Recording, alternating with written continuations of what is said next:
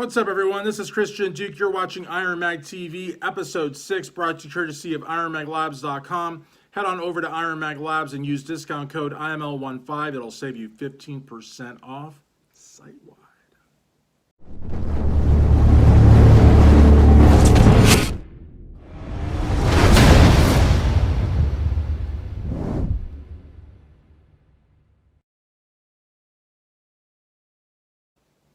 What's up, guys? We're back, and what a huge weekend just passed. The 2020 Muscle Contest California, one for the record books. Max Charles comes up ever so close, little short with a second place. But I mean, here's the deal, guys. I thought he should have won the show, and the New York Pro, I thought he should have been way higher than fifth. I actually could have thought he could have won the thing, you know what I mean? Antoine Vaillant wins Muscle Contest California, looking good, impressive, definitely, with a W in the win column there. He's headed over to the big dance. Max Charles, though, the question is, does he have enough points? Can he stop competing? The answer is no, because honestly, guys, when you're trying to qualify by points, you might have enough points right now, but you still got the Chicago Pro, you still got that Spain show. It's a possibility that, your lead might dwindle and other guys might jump over your spot. And that's why I think it's so, mind-boggling, nail-biting, sit on the edge of your seat kind of thing because, okay, so we're going to talk a little bit about this, okay, because I've talked about this on other shows like the Iron Duke Speaks, also courtesy of IronMag Labs. I've written about this extensively in my articles for IronMagazine.com, and I think it's a topic that's worth mentioning. In fact, I just did an interview at Strength Addicts with Stan McCrary and Ivy Pro Peter Shaler, both Ivy Pros, and this topic came up. So we're going to talk about it here on IronMag TV Episode 6, and that is qualifying by points. A lot of pros will not qualify by points for the Olympia. They look down upon it. They don't feel that, they deserve the spot equally as much as someone who wins a show or as a previous Mr. Olympia who's automatically qualified. Let's be honest, qualifying by points is frowned upon by a lot of pros. I don't know necessarily by a lot of fans, because at the end of the day, if you win the Olympia, who cares how you got there? No, I've never heard of any commentary say, well, he got there because he placed second twice, third once, and fifth 4 times. Nobody talks about that, guys. Same way with the pro card. Here's another topic for you. Okay, a lot of people say, well, I won't take the pro card unless I win my class, or others are even more so than that, unless I win the overall. Well, guys, if you win your pro card, you can now compete in pro events. You can make money. You can qualify for the Olympia. So if you have the opportunity, the eligibility to get a pro card, then why not get it? You know what I mean? And I understand, people constantly want to hold the bar higher and higher, but, getting your pro card with a second place is not equivalent to getting a trophy for being 10th place. It's not the equivalent of getting, a participation medal. But that's where I and a lot of people disagree. Going back to the Olympia, though, I don't think that Max has any quarrels about how he gets there, whether it's, by points, winning a show, special invite, whatever. The problem is he's not going to get a special invite.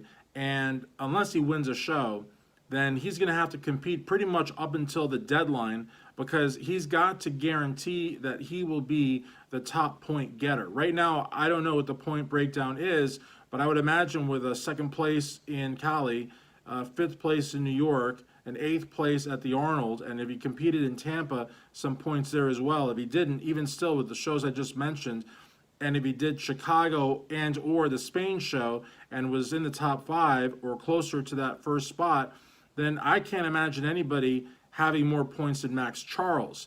At the same time, you also want to give your body a little bit of a break before you go to the Olympia, and that may not be a luxury that Max can afford.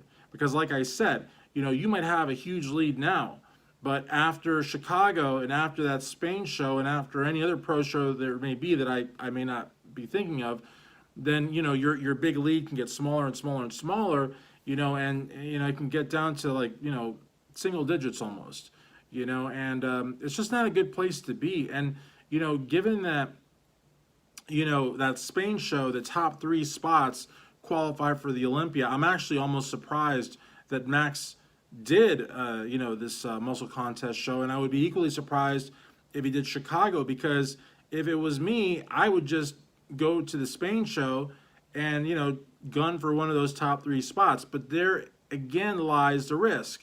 When you're trying to do this by points, or you're trying to do this by qualifying under a special circumstance, as is the Spain show with the top 3 qualifying as opposed to only the winner, you're really taking a big chance. So let's say he does what I say, and retroactively speaking, and did not do this muscle contest show, and only had the points from New York and the Arnold, provided the Arnold even gives him points. He's top, he's 8th place. He may not get points. In fact, I believe only top 6 gets points. But again, I don't know, so I might be wrong. But let's say that I'm not. Let's say that I'm right. And let's say that he only had the New York Pro top 5 points if he didn't compete in Tampa, which I think he did, but let's say he didn't. And let's say he said, I'm not going to do muscle contests. I'm not going to do Chicago. I'm going to go straight to Spain and gun for one of those top 3 spots. Say he got 4th. Well, he's not going to get Olympia qualified there, and he only has points from New York in Tampa or whatnot, so he doesn't get to go to the Olympia. So again, that's I think the real issue with guys that are trying to qualify by points, aside from the fact that some of their peers don't think that it's as cool as winning a show, and it probably isn't, but it doesn't really matter as long as you get to qualify.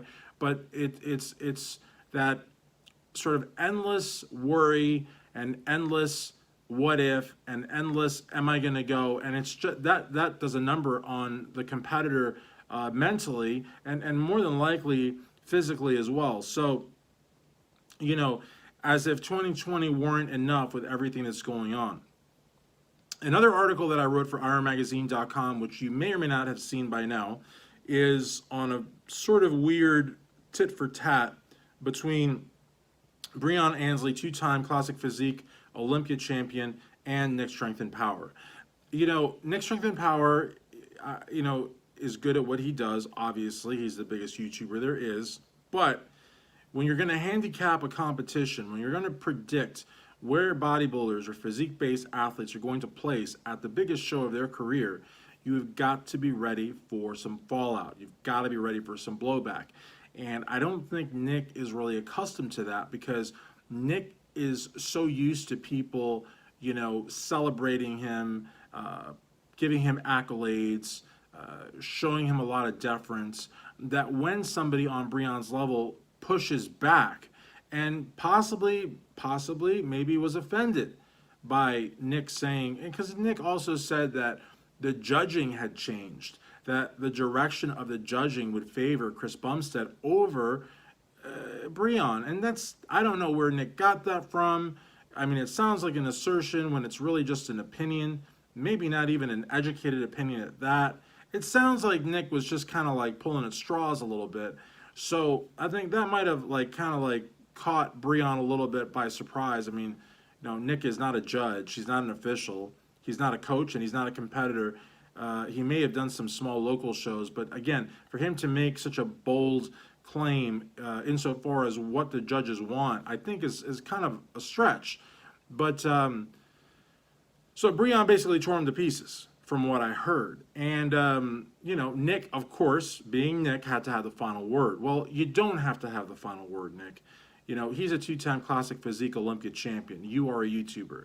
I am a YouTuber. I'm something. I'm like less than you. So don't start, well, you got me blocked anyways, but don't start thinking that I'm throwing shade at you. I'm not. I mean, you're a whale, and I'm like a sardine. But whales, sardines, whatever, we all live in the ocean, the media ocean. And, if you're going to handicap a show, you need to expect blowback, especially from the guys that you don't place as highly as they'd like you to place them, which is basically anybody you don't place at first. The only person that's going to be happy with you when you handicap a show is the person you pick to be first. Everybody else is going to be varying degrees of annoyance with you. That is part of handicapping and part of making predictions. You got to be ready for that. And Nick, you weren't. And maybe you were, and you just still had to lash back. And it's not going to hurt Breon any, I guarantee you that. And maybe it gets you more hits. I don't know. There's some websites, that make their bread and butter, their living off of clickbait and fake news and just drama and negativity. Iron Magazine and IronMag TV and Strength Addicts are not those pages, but some do. Now, but I would again say that if that's something that you were thinking about doing, you probably would be on the losing end, because Breon's got a monster-sized fan base, loyal fan base, engaged fan base. I don't see what the benefit to your channel would be, and I'm pretty sure Breon forgot about this already, because he's on to bigger things like winning his third Classic Physique Olympia.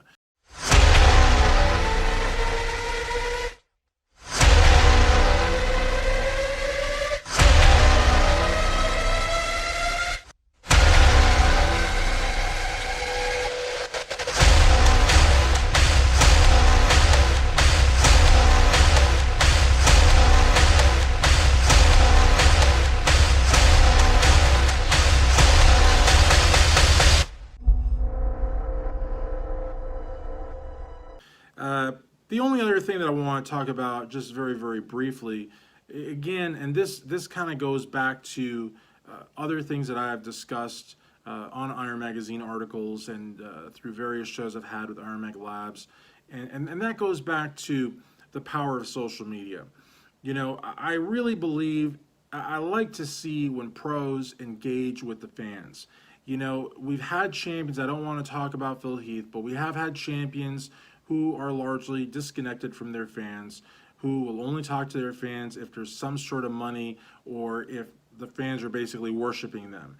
And over the course of the last 2 or 3 weeks, I've seen a lot of fans be very critical of some of the pros who are doing well on the stage. And instead of those pros blocking said fans or chastising said fans, they take in the comments, sometimes even respond back, sometimes even like the comments that are actually attacking them. And they create fans out of folks who may have easily been trolls. And I think that's a good step. I think that's a step in the right direction for bodybuilding. I think that's going to grow the sport, guys. If you're a professional athlete and someone comes on your page, whether they throw shade, whether it's passive aggressive, whether they underestimate you, whatever it may be, if you can turn that person, that troll, hater, critic, whatever, into a fan, you will benefit, the sport will benefit, everyone will benefit. And I've been seeing that more and more, and I don't know why, but just all of a sudden I've been noticing that. And I think it's a real breath of fresh air for the sport of bodybuilding and for all physique-based divisions therein. So I hope you guys enjoyed this edition of IronMag TV, brought to you courtesy of IronMagLabs.com. Guys, be sure to check out the 1 in 4 Andro Creams by IronMag Labs, also the 7 Keto product, the Dream and Grow, the Extreme Maximum Pump. There's so many great products, and the thing is, with IML15, you'll save 15% off. Till the next episode, you like that? Till the next episode, this is Christian Duke signing out. IronMag TV, brought to you courtesy of IronMagLabs.com.